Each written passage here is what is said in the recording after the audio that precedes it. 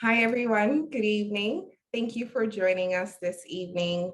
I'd like to welcome our board members, our members of staff, Princeton and Africa alumni, our current Princeton and Africa fellows, and those who are joining us outside of Princeton University. This event is called How to Write and Speak About Africa. As we started to deliberate about this event, we thought about amplifying African ingenuity, African thought leadership, and African achievement. So we're hoping that as we go through this event today, you learn something new about the continent, you learn about actual Africans, and you learn about how to speak and write about Africa. My name is Damilola Akinyele. I'm the executive director here at Princeton in Africa. And this evening, we're in for a real treat. We have Dr. Mgbechi Erondu, who's a Princeton alum, also a Princeton in Africa alum. She's currently an anesthesiologist, and she's also a writer. And we have Dr. Uzodimma Iweala. Many of you may have read his book. He's also the CEO of the Africa Center. So I'll pass it on to our wonderful panelists. I'd say thank you for joining us. And if you would just give us a quick synopsis of who you are for people who don't know you or who haven't engaged with your work. Mgbechi, do you want to go ahead and then I can follow? Sure. I think you're using seniority on me, but I will. Okay, my name is Mgbechi Erondu, and you may or may not guess by my accent that I am American born, but Igbo descent. And I actually was born and raised in Iowa. So it probably makes sense that I attended medical school there and spent a good portion of my teenage and young adult years, surprisingly, maybe for some of you, on the East Coast. So as Damilola mentioned, I am an alumnus of Princeton University in Princeton, Africa. And actually, I also lived in Massachusetts for a stint. I was at Phillips Academy. Who I am as a clinician, well, I am in a very highly specialized field, which is pediatric anesthesia, and probably spend most of my time thinking very technically. But when I do find time to write, I do write fiction, and it is about myth, identity, origin stories, redefining belonging. That's probably me in a nutshell. I ultimately plan to do actually pediatric palliative medicine. And that's also a field in which stories are incredible and important and essential to doctoring. So I guess I'll follow. I have the title doctor, but I feel a little bit out of place having following a real practicing clinician. So my name is Uzal. I am also a Nigerian Nigerian, also Igbo. I was born and grew up in Washington, D.C. And grew up basically in the States, but going back every summer to Nigeria, to Eastern Nigeria, which is where Igbos in Nigeria are from. And I don't know, what else should we say about who we are? I can say that this, I ended up going to medical school, finished, decided not to practice. So started working in public health for the Nigerian Ministry of Health, and then also the United Nations in Nigeria. This was after finishing medical school. But before doing the medical school thing, I was a writer, or I am a writer, I should say. I published a book called Beasts of No Nation, and have written two other books, one called Our Kind of People, which I wrote while I was in medical school. That's about HIV/AIDS in Nigeria. And then another book, my last book was published in 2018, and it's called Speak No Evil, and that was about a young queer Nigerian boy growing up in Washington, D.C., and sort of his relationship to his parents and family. And I'm actually working on another book right now. It's a collection of essays, nonfiction, about vulnerability and politics, which may be relevant for some of the stuff that we talk about today, especially as it relates to the continent of Africa. I run an institution called the Africa Center, which is here in New York City, based up just at the top of Central Park, right on the cusp of Harlem, we like to say. And it's really an institution that's dedicated to helping people transform their understanding of the continent of Africa. Again, something that I think we'll probably talk about in much more detail today as we speak.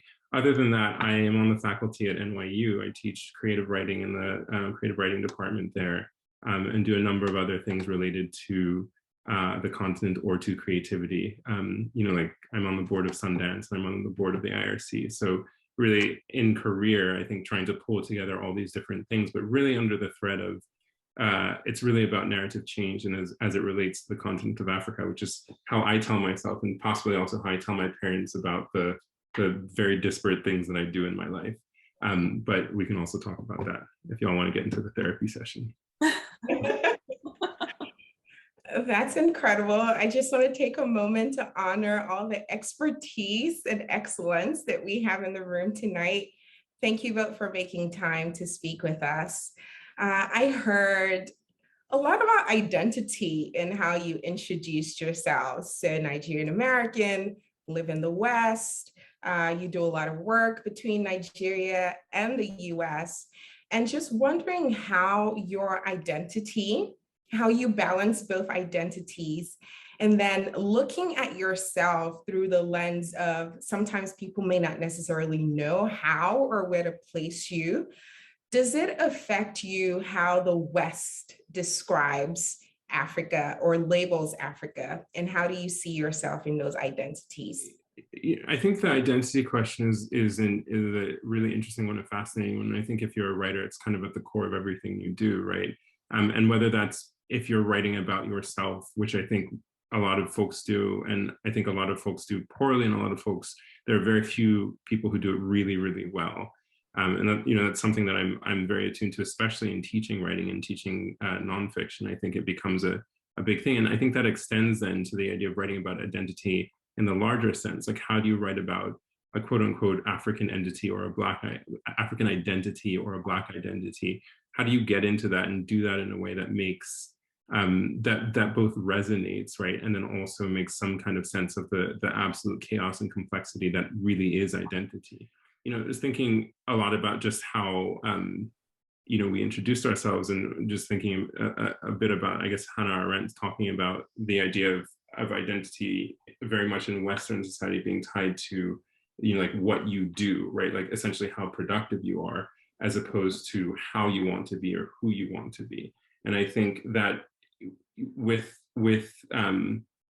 as an African or a Black person in this society, we often very much have to go to the credential, right? To the what we do, because there's a need to prove through what we do, like our relevance or worth in this space. And I think a lot of what I consider now is like, how do you get away from that? How do you get away from having to credentialize yourself, or in your understanding of identity, in your description of identity, make known the sort of like value of your existence, because I think that while it's an interesting thing to explore, as we've seen, sometimes it doesn't matter because people will still tell you, for want of a better term, you ain't shit. And then on top of it, you get this whole thing of like, how much damage does that do to the person to have to constantly validate your existence and validate the existence of your people? So when we think about this, I think about this on a personal level, just as a human. I think about this as a writer, but I also think about it on the level of someone who runs an institution that is dedicated to the continent, and this idea of transforming people's understanding of our identity. So how do we move from a position of centering ourselves as opposed to speaking against, but saying, just a default, this is who, like, we're speaking from a sense of who we are without a need to justify who we are from the beginning. And I don't know that we have it completely down, but that's sort of the space or the thrust that I want to move from going forward as we think about African identity, or African identities, I should say, and how those interact with each other, and then identities that you may carry from the rest of the world that you inhabit. Absolutely agree with the idea of kind of being incredibly complex, multiplex, chaotic, dissonance, all of it. And I definitely struggle with needing to justify my existence vis-a-vis my career, my profession, my credentials, and standing alone. And I think actually even maybe up until now, that has been identity forming for me, because I still yet haven't figured out how to come to terms with my Americanness. I think it's still very much a work in progress. And that was probably the thing I struggled with most. So even beyond trying to argue against or for or what have you about what it means to be African, what an African identity is, for me, what was actually central in my childhood was who am I and what does it mean to be American? What does it mean when somebody tells me I'm American? What does it mean when somebody says my accent is this, I sound like this, I don't speak Igbo like this? So that I think has been center for me, and in I guess sort of trying to overcome it, I have definitely focused more on the things that I do and distinguishing myself that way. I almost hear a pattern here of how through your identity, you think that you're constantly trying to prove something, or you're working against the preconceived notions that people already have of you because you're Black or because you're African. And just tying that back to language, what role do you think language can play in shaping culture and how we perceive our people? You know, I think a lot about this in terms of the writing that I do, but you know, my first book was very much put together in a constructed language that like designed to evoke a sense of place, but not a specific place, right? But you know, a general sense of place. You know, and I think about it a lot. Let me just put that there, but then let me go back to what Mgbechi was saying about this idea of like speaking a certain language or speaking a certain way or speaking a certain accented language or whatever it is. You know, I grew up here in the States. I can understand Igbo on a good day. I don't like speak it, you know, let me just be honest with it. I don't speak it, I can understand it. And, you know, going back to the village, for example, and having grandparents or cousins or whatever speaking to you in Igbo and like following along, struggling to follow along, and then not being able to speak, always being put on the spot, and then feeling like somehow, some way, there's a vital part of who you are that's missing, right? And I think this is the idea of, you know, as a child, in a sense, being excluded and like wanting so badly to fit into that space. You know, after I finished med school, you know, I moved back to Nigeria, and, you know, I sound the way that I sound. I don't always sound like this in Nigeria, but also recognizing that, you know, the modulation of the way that you sound, the way that you speak, the way that people hear you, then very much impacts the way that they perceive your identity, who you are. You know, I sound like this, people are like, oh, Aje Bota, right? Like you're from this, and you know, like, and it's just like, it's a very interesting experience then to also realize how people react when their notions are not confirmed or when they are confirmed, but mostly when they're not confirmed about the way you behave versus the way that you sound versus how they think that you're going to behave. You know, at the Africa Center, we actually did a program.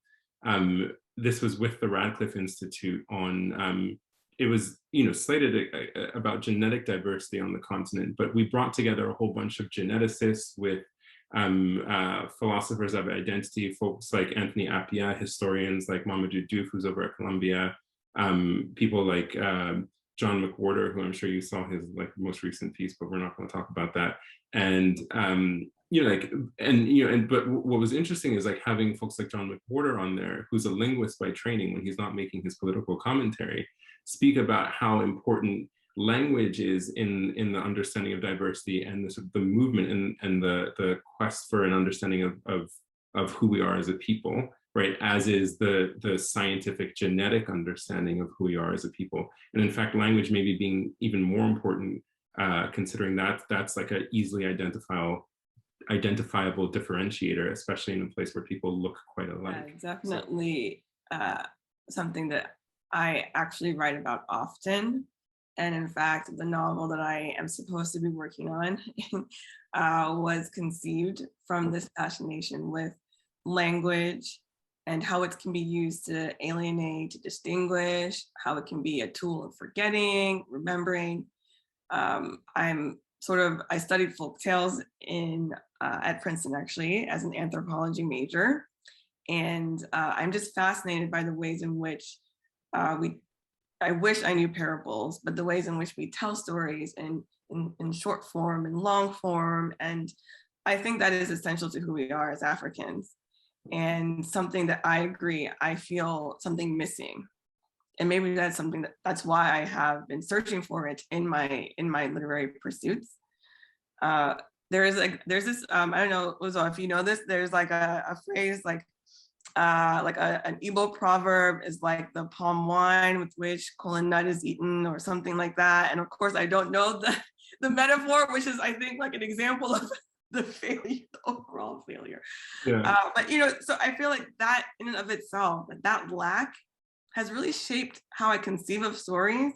And I've had to kind of accept that. And, you know, the way that I write, because English is my first and primary language, that too, even when I write about Africa, it's still different, but I think still important. And, you know, I think that it's an important conversation to have about the unique perspective that we bring as Africans in diaspora who grew up elsewhere and who may not speak our languages fluently, but still have something to say. And the other thing I wanted to mention, which is also a bit light, or maybe not, maybe controversial, is about Nollywood films and how there is this certain trope of Igbo characters. Uzo, I don't know if you've noticed this, where they're wealthy, they're kind of like haughty, like in that movie, the Wedding Party. They all speak English. Like the Igbo characters, like the defining characteristic is that they speak English. Right.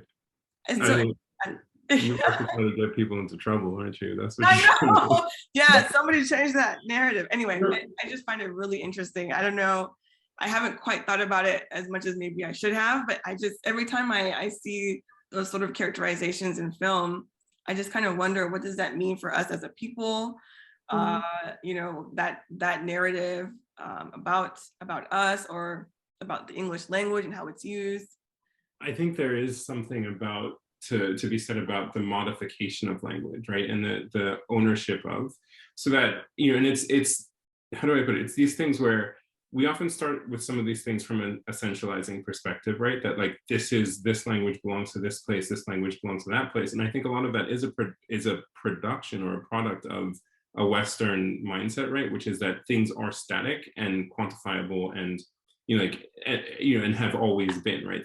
But you know, that is one of the greatest fictions, right? That the world has always been, or these things, especially around culture, especially around race, especially around, you know, like, you know, ethnicity or whatever, that these things are static things. And the truth is it's never been the case, right? So also with language, like language in and of itself is always and has always been a fusion. Language has always been about movement rather than sort of staticness, right? So the English that they speak in England, right, and the English that they speak in the United States of America is English, right? But like, it has been appropriated and mishmashed and remixed by the interactions with so many different kinds of people. And that's true, right? Like across, for example, the place where English originated in England, right? But it's also true across the world, right? Where English has been appropriated, remixed, reused. And so in that sense, like writing as somebody from, you know, who has that as a first language, right? Like, you know, by accident of birth or whatever, like, you know, I think I feel sometimes, you know, like 100% fine in that, you know, so that's on one day. And then on another day, you read something like Ngugi wa Thiong'o's Decolonized, you know, like the Mind, and you're thinking about the importance of, like, about how the way that you speak or the language that you speak in, it's not just that, it also constructs a certain mindset and a certain worldview, right? And so then, you know, can you, and this is, I think, the question about the Igbo, you know, what language is used in Nollywood films, like what story are you, like, what is the worldview you're coming with if you're speaking in this language? So from what I'm hearing from both of you, language is very fluid. There's a lot of movement in language. It's not static, especially when describing different things and different people that speak different languages and how we see each other. So we understand that language is fluid. So on the other side of just how the West tends to describe Africa, I would say that they're very dominant narratives. There are two very dominant narratives. We're not making this up. We see it in the news all the time. We saw it this last weekend as the headlines started to talk about the South African Omicron virus. So the two very dominant narratives are this continent of catastrophe where nothing good happens. And then the second narrative would be, oh, poor Africans, we just need to go in there and save them. And you see all these images of people coming into Africa to save us through their programs, through their initiatives. How do you balance or shift the balance of power and the role that I guess power can play in language and how we define the continent? And then a second question, this is directed to Mgbechi as well. So you were talking about Nollywood movies. I meet people all the time and they tell me, let me tell you what I saw in a Nollywood movie. And I think it's really interesting that people are paying attention to those narratives. Do you think that there's a place for us to have multiple narratives about what is happening on the continent? Yes, of course. And, you know, having Nollywood, I think, which is sometimes true to life and most of the time absolutely, totally outside the realm of even possibility at times, is also important because just as we all are here in this conversation, there is nuance, there is uniqueness. We all, you know, I think it's important that we are seen in all the various forms and not necessarily in the most serious of forms. So even in having these intellectual conversations, which are great, it's also wonderful that we can also be fun and relaxed and silly and make horrible films. Like that is all part of it. Yes, it's unfortunate though that every other day we return to that the same catastrophe, and only a certain person, it seems, is invited to talk about this catastrophe, that we are never, or often never, at the center of these conversations, that we are kind of talked around and talked about. Yeah, and maybe let me just jump off of that, which is, you know, to say that I think that the West, like, you know, it says a lot more about the West, you know, or whoever it is that like creates these narratives about Africa than it actually does about Africans. Because I think, you know, when you're in many of these countries, like, this is not to say that those narratives aren't impactful, and I can come to that in a second. They are very much, but like also people are living their lives, right? Also people are getting up and saying like, I need to go to the market to buy like, you know, food for my family, yam or whatever. And like, they're not thinking about themselves within the context of, you know, this poor, whatever.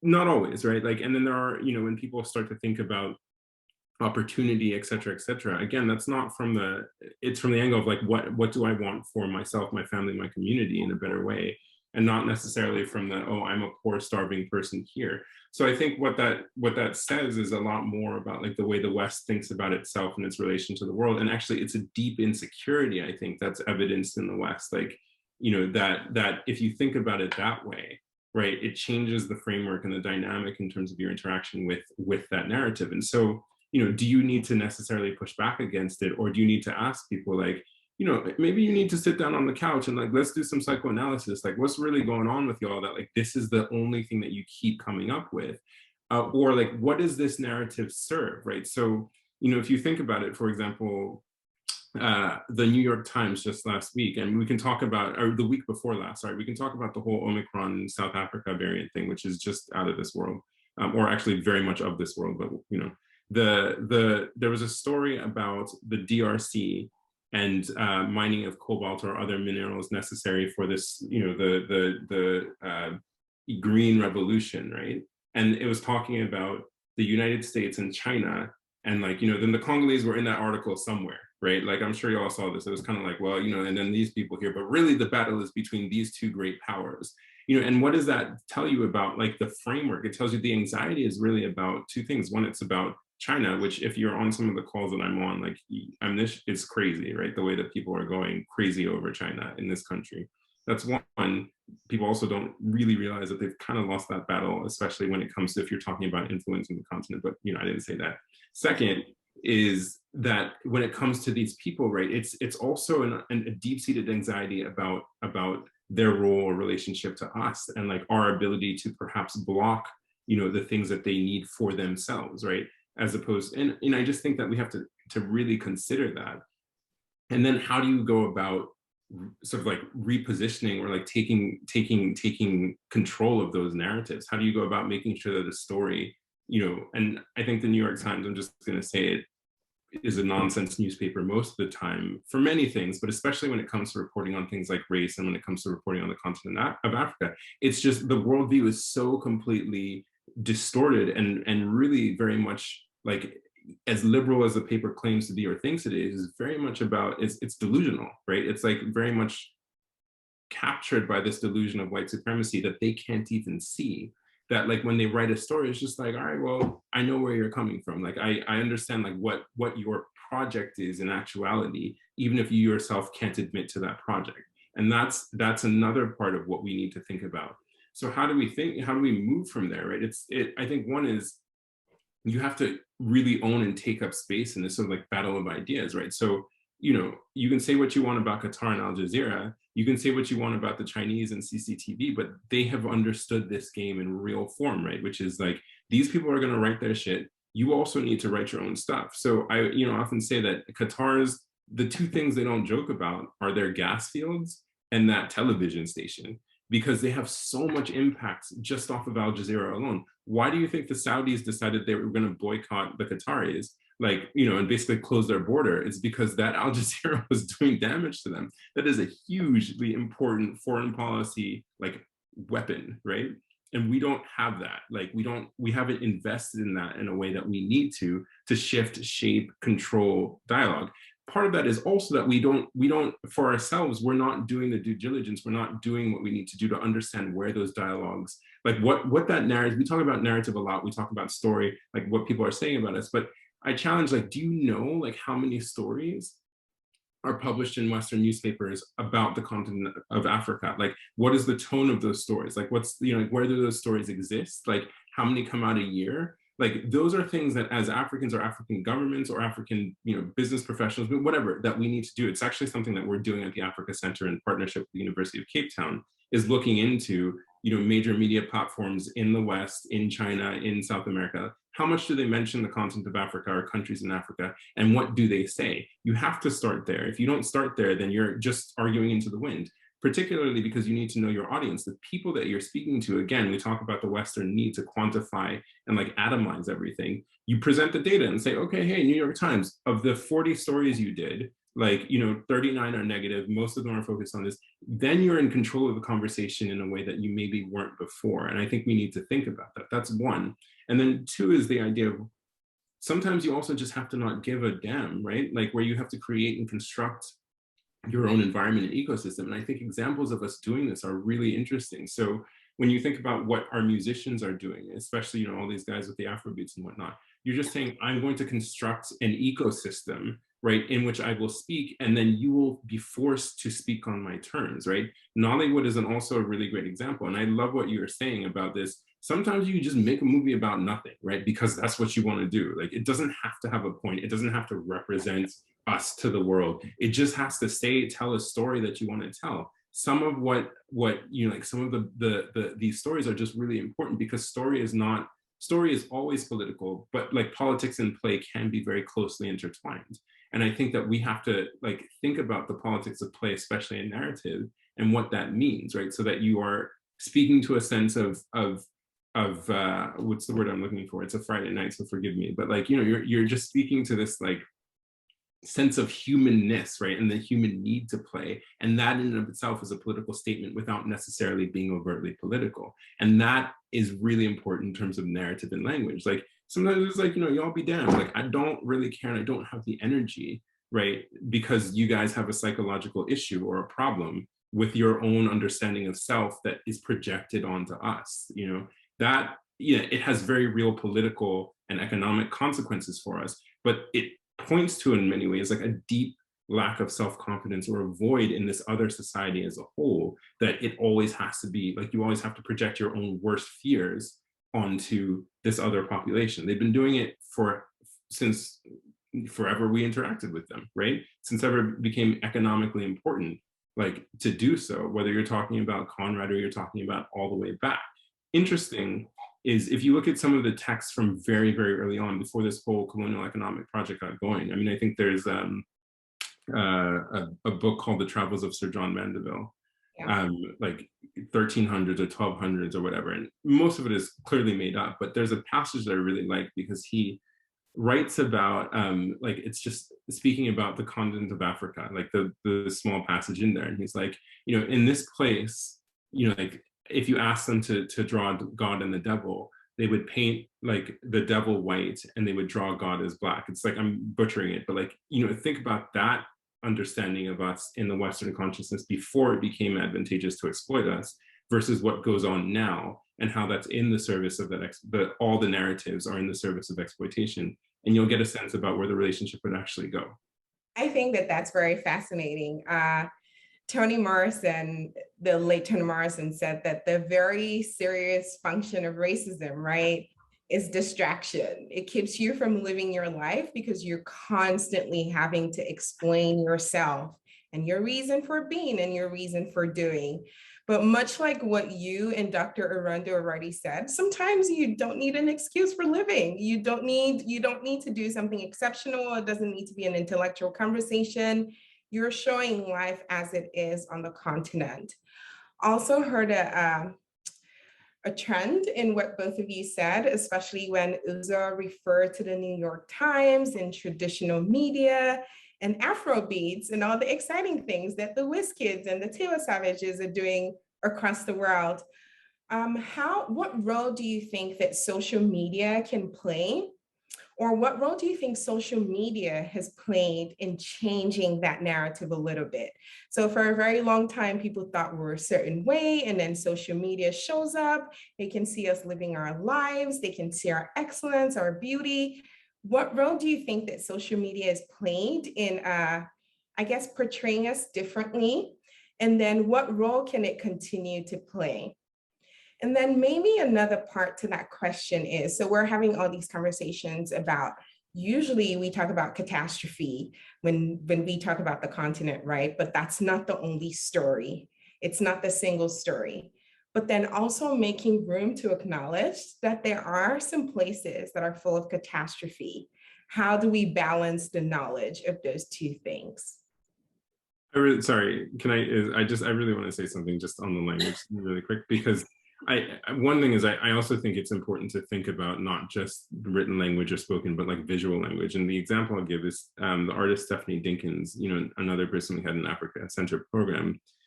She did something really interesting, which I didn't like, you know, wasn't thinking about, but like when you step back and like your mind just goes, oh my God. So she put up a picture of like a wedding dress, right? What we would all think about it as a wedding dress. Then she put up a picture of a sari, and then she put up a picture of somebody rocking, in quotes, traditional, right, wear.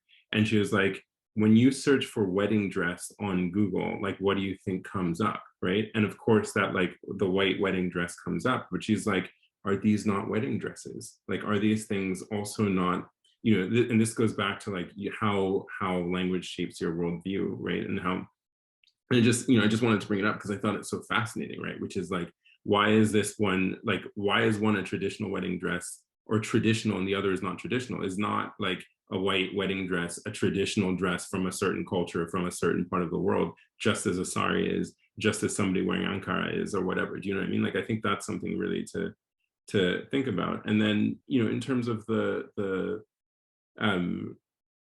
I don't know, I really wanted to say that because just like I find it really fascinating. And I think it's really important that we start thinking about, you know, the subtle shifts in language and the way that we speak that make like can actually make a huge difference when you think about it.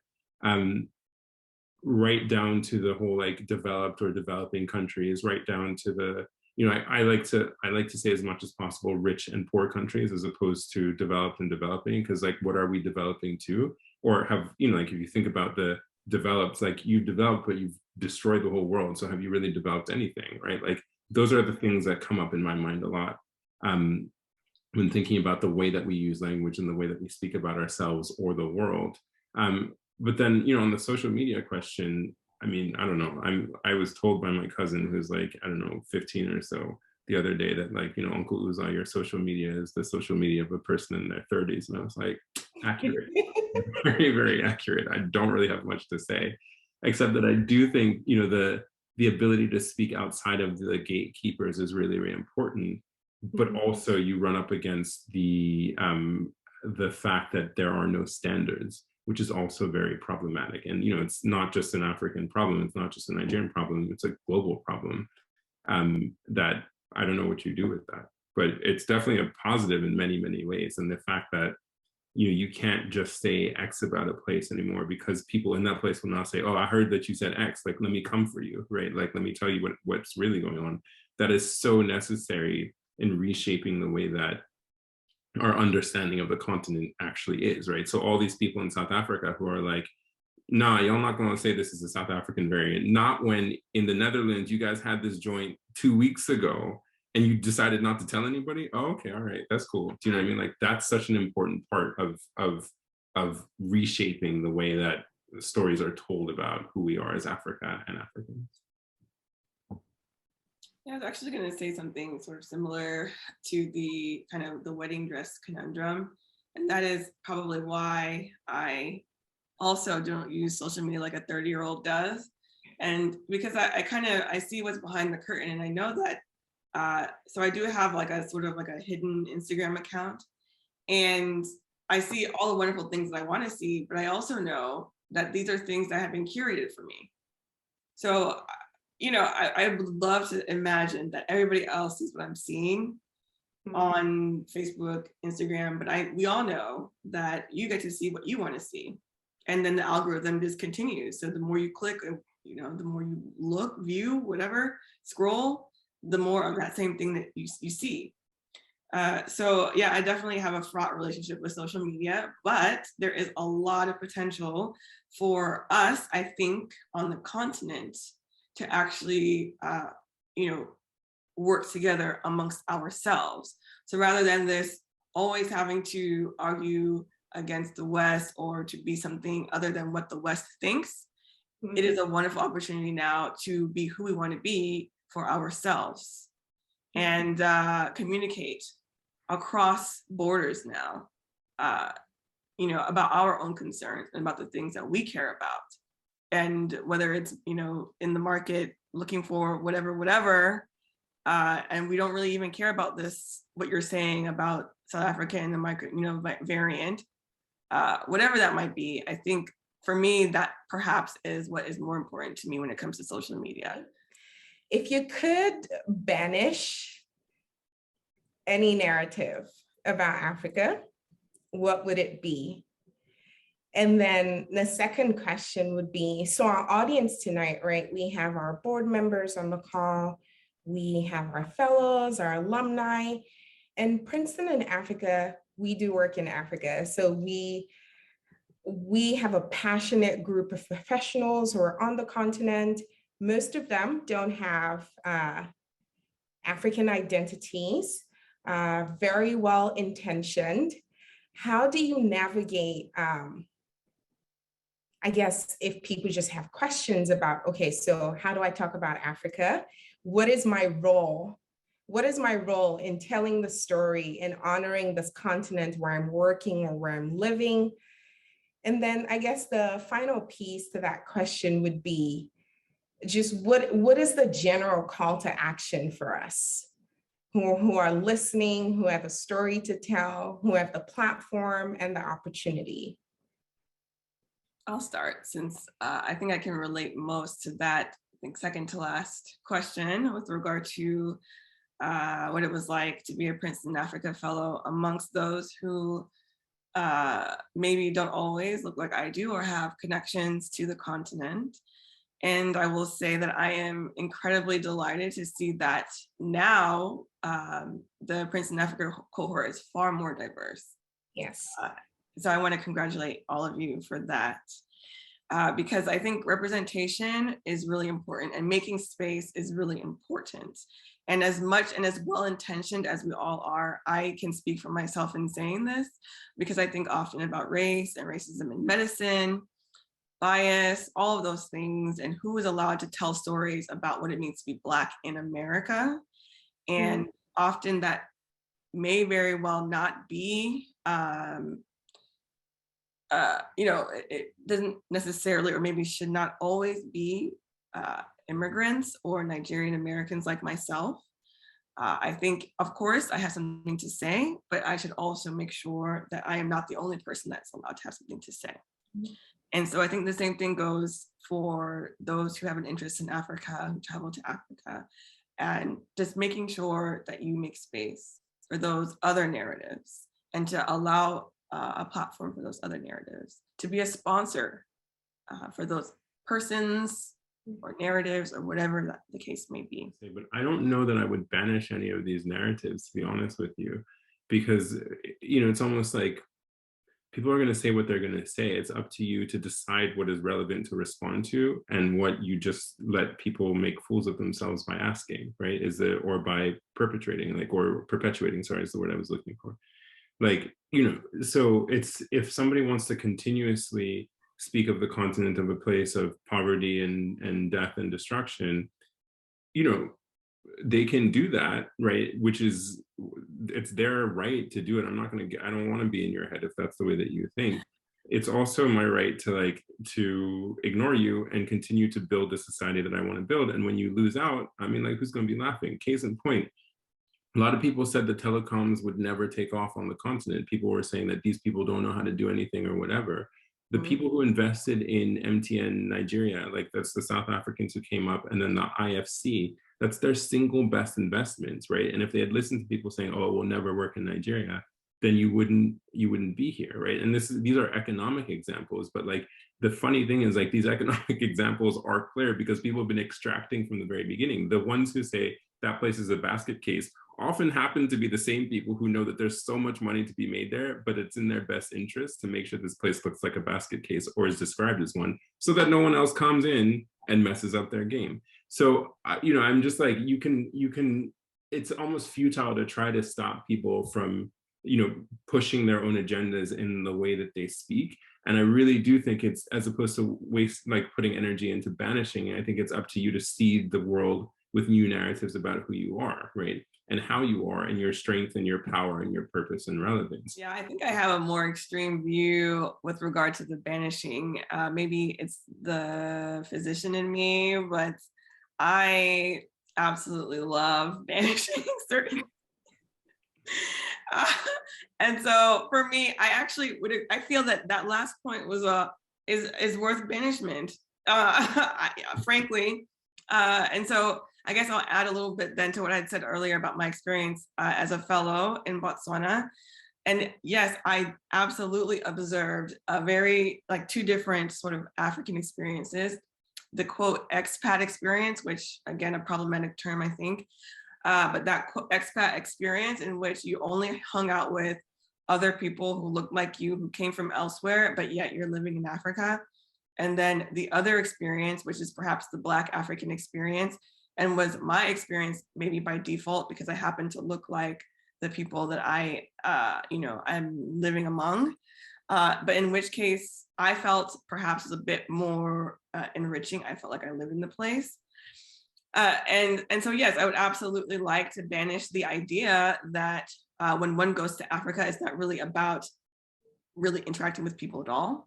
It's about sort of helping, but like helping on your own terms. And it's about safari and then coming back and still viewing Africa as, you know, as one country, and using the term, you know, Kenya, Africa, or, you know, Tanzania, Africa, Nigeria, Africa, in describing your experiences. And then also interacting with individuals like myself, and then feeling like you have a kinship with me, asking me whether or not my name is Kenyan. Even though you spent a significant amount of time in Kenya and maybe learned Swahili, both in school and also there. And I mean, for me, I feel like there's somebody specifically that you're coming for. Or maybe it is just so common. That is general. But this actually kind of goes a little bit back to the conversation about language. And something else that I have also thought about, and maybe it's a bit trite, but it's that when it comes to our names and the kind of unwillingness to pronounce them or attempt to pronounce them, and immediately asking you whether you have a nickname or trying to shorten it or what have you, when in our wonderful world of literature, we have all of these beautiful Russian names and Polish names, and we are struggling, but we cannot mispronounce Dostoevsky, you know, and all of the various individuals in the usual canon. So that's another thing I would like to banish, is not learning our names. I will agree with you on that, which is really hilarious, because they're but it's not even I did an event actually with Lulu Wang, who, the writer, film director, writer, and it was really interesting because her name is spelled W-A-N-G, right? And so you will naturally say, I guess just the way that we've been taught, you'll say Wang. But she's like, no, my name is Wong. And it was really interesting on this call with this event with maybe about 400 people, when we were in conversation and she was introduced, she stopped the person and was like, actually, no, this is how you say my name. Please say my name correctly. And I was like, because I don't often do that. Like for me, and it's something that I actually think about doing more. There are various mispronunciations of my name, which is not that hard to pronounce, but whatever. And I think, you're right in that sense. It's like, it just like, it sets a tone, right? It puts people in a particular space. And it is kind of absurd that like, you can have, I don't know, like Kapuscinski, right? Like, which everybody can somehow say. And I'm like, XZY, what? And it's so difficult, or even things that seem so intuitive, right? That just, that it's a laziness. And I guess this goes back to the idea of like, what kind of person do you want to be? Do you want to be the person who says, listen, how do I pronounce your name? Like, can you teach me? Or do you want to be the person who says, I don't even want to mess around with that, right? Mm-hmm. Like, and those are two very different kinds of people. And what I think is interesting, right, is that the person who goes to the continent, who maybe is not from the continent, like, is often lumped into the category of progressive and understanding and curious. And that might not always be the case. So it's up to you to challenge yourself to be curious. There's nothing wrong with asking. It is just how you ask, right? And can you ask in a way that fundamentally affirms the humanity of the person that you're asking? Or are you asking in a way that is dismissive, or are you not asking at all because you are worried about about your own, again, the position of yourself and your ego and your status? And it's something that I find interesting. And, it's also like, the whole thing about safari, it's like,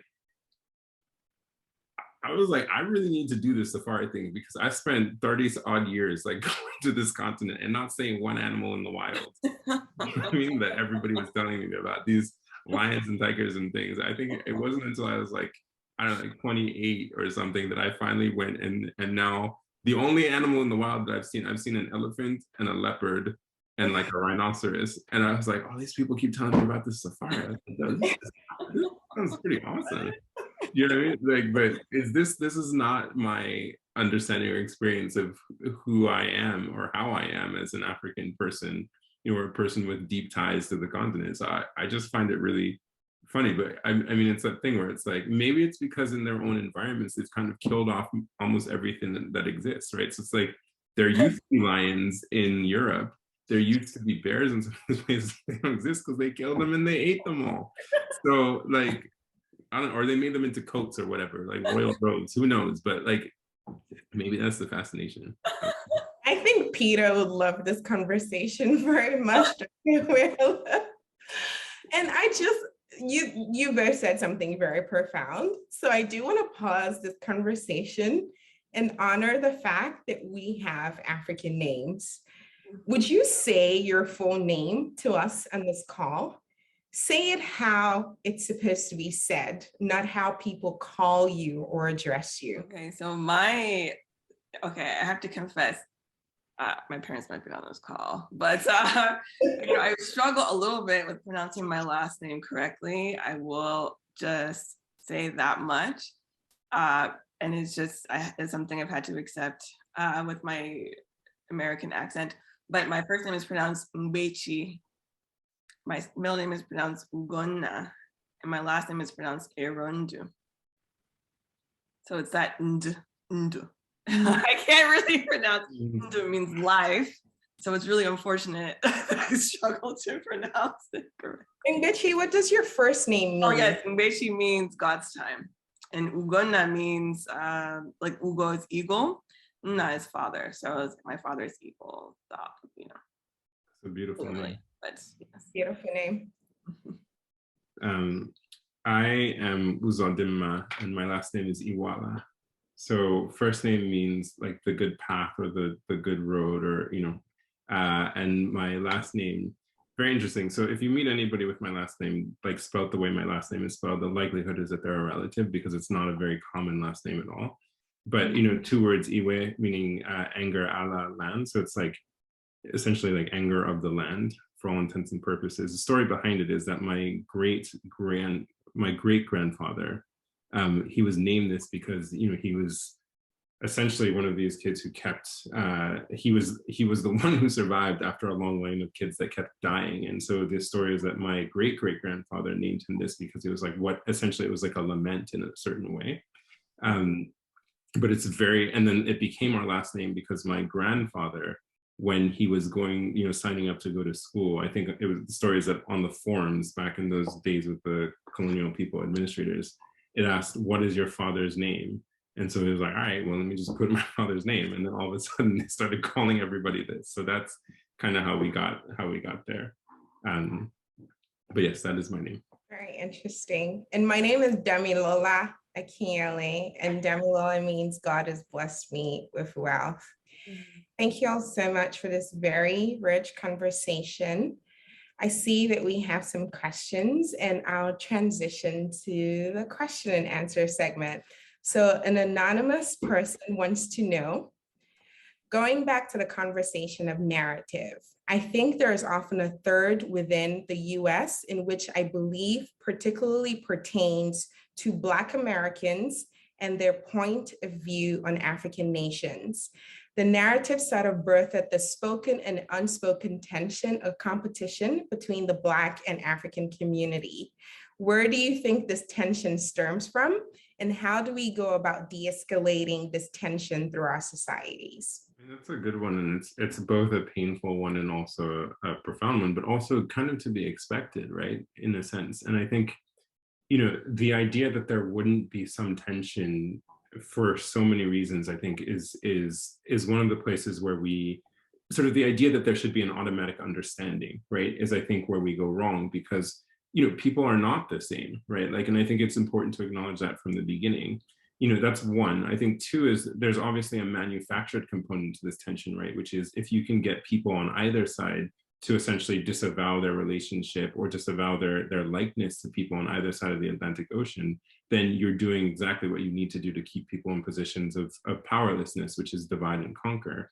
And then in terms of like de-escalating the tensions, look, you know, like there has been this like back and forth for ages. Like it's not a recent thing, right? It's like the understanding of what it means to be an African from the perspective of a diaspora person versus the understanding of what it means to be a diaspora person from the African perspective, the continental African perspective, right? You know, you have to, like, it is dialogue, right? And so you've had periods in which that dialogue has been really intense and productive, right? So I doubt that we would have had the important independence movements that we had on the continent if not for example, folks like Nkrumah or Azikiwe coming over to the United States and being in conversation with a bunch of African-American leaders, intellectual scholars, and also just people, right? Like, not that, you know, like regular people who were living their lives, to understand what it means to be an oppressed person, and what it means to long for your liberation, and what it means to affirm your humanity in the most difficult of circumstances, to then take that back and, you know, deploy that in the service of people that maybe you live in close proximity to. And at the same time, there's the drawing of strength from the like groundedness in a way, like, or rootedness in place, I should say, on the continent, right, that has been denied to so many people here. And I think also what's interesting is the formation of a rootedness in place, right, amongst African Americans that people try to deny. But like, when you think about the fact that people have been here since, white people have been here, you know what I mean? Like, it's not a lost population. It's a population that is very much rooted here and that owns this experience, and I think has done a really amazing job of owning the experience in the face of people trying to tell people that they don't own anything. And so I think, you know, what gets distorted is often, again, the perception, and this is where the media is so important. You're looking at Africans in the United States, looking at and consuming media about African Americans here that is not constructed by African Americans or not constructed by Africans, and then coming away with all of the worst understandings that white people have of Black people, and that they want to project into the world for their own nefarious purposes. Same is true, like on the other side, right, where you're consuming like all the media that you have, that you mostly see, whether it's storytelling on the feature side or in the news media about Africans. Why would you want to associate? Like, why would you not start to try to form this identity of better than, right? You know, if that's all you consume and that's all you have access to. And so again, it goes back to the social media thing. And, you know, social media, in a sense, an updated thing for what was happening, has always happened, which is these genuine conversations between people directly about our shared values, our shared experiences, and also shared visions of how we want to construct a more equitable world, right? That's how you get to this whole moving through the, I don't know if it's de-escalating tension or just moving towards a more productive tension, because the fact that tension exists is not necessarily a bad thing for two groups of people, or for groups of people that don't necessarily have the exact same, you know, point of origin, right? I mean, like, you are in a relationship with someone. Tell me which relationship doesn't have tension. Does that mean the relationship is bad? It doesn't. It just means that, like, you know, you and your partner are not the same person, and that's a good thing, because I don't know, I wouldn't want to be with myself all the time. So I guess I'm a bit more prescriptive in that, yes, absolutely, tension makes sense, but I also think that perhaps it might be a mission for those of us who grew up here in America, who formed our identities here in America, to be the group of people that's, I mean, Africans by, I guess, sort of ancestry rather than by birth. I think maybe it is our role as a group to provide, or to diminish that tension, to provide that connection, to dispel those narratives that don't serve us as a people, particularly when we have a much larger battle that we are fighting against. Yeah. And so for me, I think it is one of the missions that I have as a physician, as well as an individual living in America. And that is, it definitely is painful for me and bothersome to me that that tension exists. And I hope that one day, at least, it will be far, far less. And also that there will be less opportunity for it to become sensationalized in the media, taken advantage of by you know, the powers that be who have created it and benefit from it. So it is absolutely, it is heartbreaking to me, and I would love to de-escalate, absolutely. Very profound. I would even also just add to what both of you just said, right?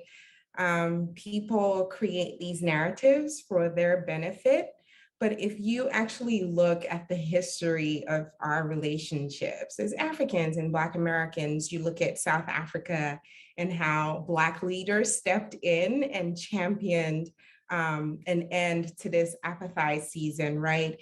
You see how a lot of Black American scholars tended to move back to the continent at the end of their lives because they felt welcome. They felt like they could go home. And then looking at it today, 2019 was the year of the return. So it's been 400 years since Black Americans were taken away from the continent. And then there's this big push and initiatives from different countries on the continent welcoming people back home and saying, come learn where you're from, come learn where you were taken from. Not saying that this is perfect, so you don't feel jaded. There is injustice in certain places, but this is where you're from. And being able to build unity across those identities is really important, because like you and Uzo already said, it's a social construct, almost a system of power for us to continue to be in disagreement with each other. And I think about this even in my case, which is the question of where is home. Like if you are from a family that has like generationally been in the United States for 7 generations, like, are you not allowed to say that the United States is home? And can you not then say that you are visiting Africa? And is it not reductive in a sense to say, I'm going home? I even trip up over it a little bit. It's, you know, I think about it in the context of my village, right? The village that I'm from, where it's like, oh, we're going home. I remember getting into this with my dad, which is like, I didn't really grow up here. Like, is this really home? Like, I feel like an alien in this place, but that doesn't mean that it's not important to me. That doesn't mean that it's not like, it's tremendously identity shaping, but like, is it home in a sense? Like, and then the question is, which I should never have asked when I asked, but like, is it even necessarily home for you, considering how much time you have? Right? That's a controversial question. but you know, this thing where you know, you get into it was not a good day. Let's just put it that way. It's not a good day. But it's the thing that I'm curious about, like how I have cousins who grew up in Lagos, who only grew up in Lagos, and like you know, I would say that we spent more time in the village than they did, right? So like, and they're talking about, oh, we're going home. So I think, you know, it's all to say that I think it's okay to not have this place as like as home, but to have it as a place that you're closely connected to, and perhaps then you have a more honest conversation rather than trying to paper over, you know, some of those very real tensions that exist. Like, you know, what does it mean if you're coming home to a place where people did, in a sense, and this is only a conversation I would have amongst ourselves, but like, yeah, we were complicit in, you know, like selling off some of our brothers and sisters, right? Like, is that a home? Right? Like, you know, and is that but how do we have that dialogue amongst ourselves? I don't want to, it's not a thing that, you know, like there's some people who like love talking about it, you know, Henry Louis Gates, outside of communities. Do you know what I mean? But like, is that a conversation that we need to have, like in that sense, or is that a conversation that we can have amongst ourselves, but really interrogating these ideas of where people are from and what that means, and if that's even necessarily relevant in certain situations, or when it is relevant context-wise. And along those lines, it's by Taye Selassie. It says, don't ask me where I'm from, ask me where I'm local.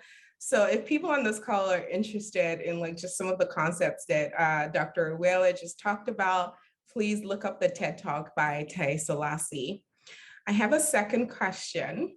It says, how do we become smarter consumers of African news and content in general, when well-resourced Western media companies like BBC News still dominate African narratives? Is it a matter of supporting smaller independent media companies or just being more informed? I mean, I think it's understanding. I think the first thing is understanding that these supposedly objective media platforms are anything but. And I think that's the fallacy, and that's the lie that has been put forward, especially, you know, on anything, I think Western, especially when it comes to the continent, that there's somehow some objective, that there's no agenda attached to what they're doing. The BBC is a state-run media service. It essentially exists in service of the British state, right? And so the British state has every reason to construct a vision or version of Africa that serves their needs. Sometimes it's positive, sometimes that's negative. Overwhelmingly, it's negative. But it's a state-owned media service. Like, in the same way that CCTV is a state-owned media service, right? Like, the only place where maybe that's not the case, where the state-owned media service isn't the dominant one, is maybe the United States is like a place where, you know, or also Nigeria. But like, you know, like just think about some of those things. Like that's where you're coming from. And then in the ones that are not state-owned, a lot of the people who are in these, like who form the cadre of workers for these places, like come from a particular set of institutions, right? And that in that number, like the institutions that they come from is not that, they're just not that wide. It's not that varied. That's a problem, you know, everywhere. Elite capture of places, right? Like, you know, that have a particular or construct a particular worldview about, you know, the continent of Africa. And this is not even to talk about how they write about themselves internally and how that same problem impacts the stories that are told inside these countries. But I think it's just to come with that. Yeah, like supporting smaller independent media is great, and like it's one way to do it. I think there's also the the knowing, like being a knowledgeable consumer. So like if you're in Nigeria and you're reading newspapers, you have to know which newspaper you're reading, because there's a particular perspective, political, cultural, and whatever, that comes from that newspaper. Even personality, like, this day has a perspective because of the person who owns and pushes this day and their particular connections. Certain newspapers are owned and run by politicians or political parties. You just have to know that in order to consume and understand the stories that you're getting. There is no, I think the thing that, so there is no objective media, which I think we all know now in this world of misinformation, but that doesn't mean that some media platforms can't be better at like understanding or getting to the core of what is honest than others, even if it's not objective. And those two things, like, it's hard to talk about those two things, but it's really important, I think, to talk about like objectivity, subjectivity, and then honesty, right, within the context of information, especially around the continent of Africa. Well, this has been incredibly rich.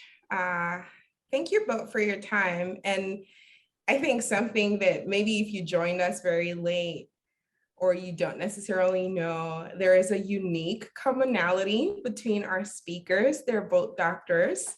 No, one is a real doctor, the other is masquerading as a doctor. One actually can save lives and the other can just talk. They're both real doctors, because you did go to medical school, Dr. Wela. And I see a final question here. And just how does that reckoning, was there a reckoning that both of you experienced when choosing to pursue writing or humanities in general? And how did you come to terms with this part? Also just knowing that both of you are doctors. I'm often asked that question as well. You can imagine from medical people, like how long have you been? But I've always been a writer. I probably was a writer first. And I think though that there is a reason why you find a lot of physicians who are also writers, or a lot of writers who are also physicians. I think that concern for the human condition, that deep, maybe yearning, longing for connection, communication, I think all of those things lend themselves well to both being a writer and to being a physician, to truly care. I think it makes sense on both ends. I think at some point in time during school, for me, like one of the things, and I think this goes back to what you were saying about like the need for like a real listening ear and paying attention to story. And that was, I did med school at Columbia University and found often that like, like the things that really interested me were, and that I thought were important to like understanding where a patient was coming from, was not what was privileged in sort of like the sort of like rush move through world of medicine, especially in the hospital. And, I would be there sitting with a patient, like, I did a lot of work on, and again, of course, I wrote this book on HIV when I was in medical school. Like, so I did an infectious diseases rotation, and Columbia happened to be a really great hospital for that. But I would spend all this time with these patients and I wouldn't get stuff done in the way that people needed to get stuff done. And I just felt icky about it, right? I felt like, people aren't really taking these stories seriously. And then there's also a thing that comes up, and this is a very racialized thing, where I don't think people listen to, like, especially in environments, people don't listen to Black people speak about what's happening to them. And, I think a lot about the kind of doctor that my father is. My father's a doctor, which should also tell you one of the reasons why I got here. When he examines a patient, or this man really listens to people, and he can often, just off of listening to what they're telling him, like then be able to move towards a course of treatment, versus I think a younger generation, or often doctors, in other places that are maybe not that are super well resourced, where they're not listening to you. And they're just like, and this whole thing, again, I'm sure you've all been in a doctor's office where people are typing as they're like, looking at you, like really frustrating, versus somebody who's sitting there, like looking at you, taking in your story, and then going to do that. And that, all of that together just made me think that this wasn't really, and there were some other things that happened, but like this just wasn't the place for me to do, like, to be the kind of person like that I wanted to be, so it was there was a very kind of existential and personal aspect to it. I think at this point in the conversation, I would pause and say Dalu. And for those who don't understand Igbo, Dalu means thank you in Igbo language, and Igbo is a West African language. On behalf of our board members, on behalf of our staff, our fellows, our alumni network, and all who have joined us today, I'd like to say thank you, Dr. Awela. Thank you, Dr. Erondu, for all the knowledge and depth and wisdom that you shared with us. And I'm hoping that we can take everything that we've learned from this conversation on I think Dr. Awela summed it up in language as movement, and just know that language is constantly shifting, is constantly changing, and then recognizing our role and power in how we tell stories or how we use language. So thank you all so very much. We have about 5 minutes to go. I will like to pass it on to Amina Musa, who is a program manager here at Princeton in Africa. Thank you, Dami. And I'd like to just say once again, thank you to our speakers. Thank you to everyone who joined us this evening. This was a great conversation. I'm looking forward to seeing more of this from Princeton in Africa. For all of you who are not alumni, who are not current fellows, just to give you a brief little overview of Princeton in Africa. We're an organization that offers year-long professional development placements across the African continent. And by doing this, we are really kind of fostering or supporting a connection to Africa for our program participants. And also the Princeton in Africa network is a strong network that is continuously growing. We have over 600 alumni, very dedicated staff members and board members. If you'd like to learn more about Princeton in Africa, our website is princetoninaafrica.org.